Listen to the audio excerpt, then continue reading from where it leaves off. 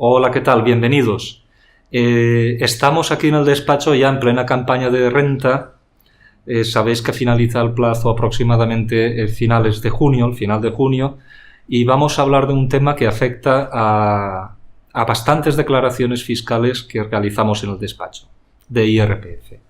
Se trata de la fiscalidad del divorcio y de las separaciones. A modo de datos curiosos o interesantes, podemos decir que España es el quinto país de Europa con más divorcios y separaciones por cápita, solo seguido de República Checa, Dinamarca y Portugal, entre otros países. En España se producen aproximadamente 102.000 separaciones o rupturas matrimoniales, básicamente casi todas o en gran mayoría divorcios, 97.000, siendo 4.200 las separaciones y únicamente 100 nulidades matrimoniales. Estos son datos del 2017. Veamos, existe fundamentalmente tres consecuencias económicas de una ruptura matrimonial.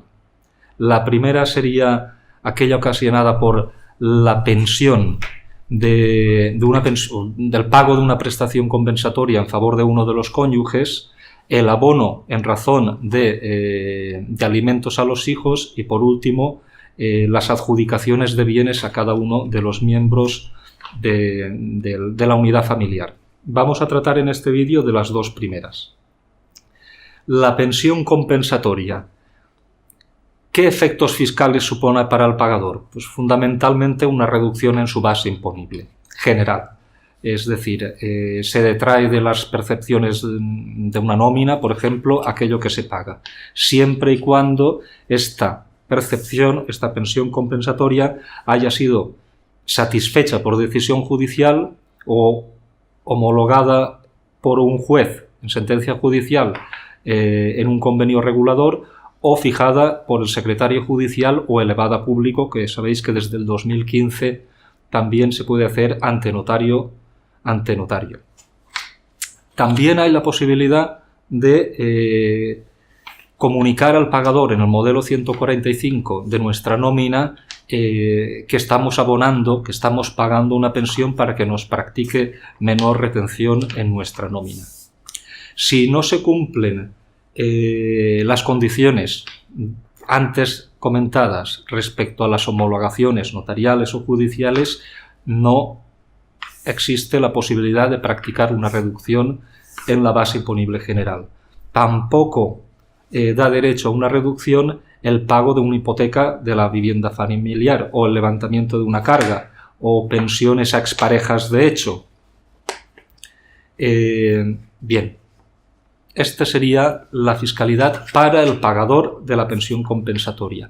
Para el receptor de la pensión compensatoria, pues fundamentalmente tendría la consideración de rendimiento del trabajo. En definitiva, con una nómina. Permite una reducción de 2.000 euros también, y en concepto de otros gastos deducibles, y hemos de decir que no está obligada a practicarse una retención.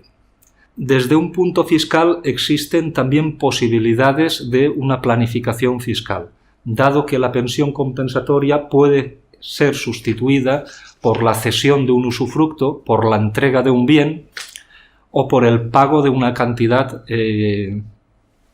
única, en un único ejercicio. Por ejemplo, en este último caso tendríamos la posibilidad de practicar la reducción por rendimiento irregular del 30%. En cuanto a la pensión por hijos, siempre y cuando sea una pensión por abono de cantidades por hijos aprobada en sentencia judicial o dictada por el juez o elevada pública ante notario o en secretaría judicial, para el pagador fundamentalmente no tendrá generalmente una importante carga o consecuencia fiscal. No es una reducción. No se le permite deducirse en su declaración de IRPF lo pagado por abono a alimentos para los hijos. En cambio, sí que tendrá, de alguna manera, una cierta reducción en la progresividad del impuesto. Esto es un poco más técnico, pero hemos de decir que de alguna manera existe una reducción del artículo 64 que permite bajar un poco la progresividad del impuesto al mismo tiempo que se incrementa aproximadamente en 1.900 euros el mínimo personal y familiar.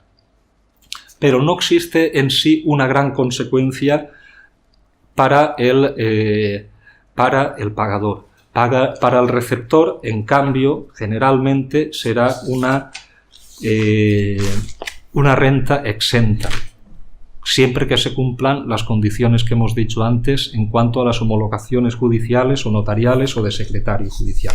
No estará exento en el caso de que sea aprobada o dictada en documento privado. Sin alargar más el presente vídeo, simplemente comentar que se producen, desgraciadamente, muchos divorcios, que ello tiene una consecuencia fiscal. Trataremos más adelante el tercera de las consecuencias, que son las adjudicaciones, y que existe la posibilidad de una planificación fiscal también en la fiscalidad del divorcio y la separación. Buenas tardes.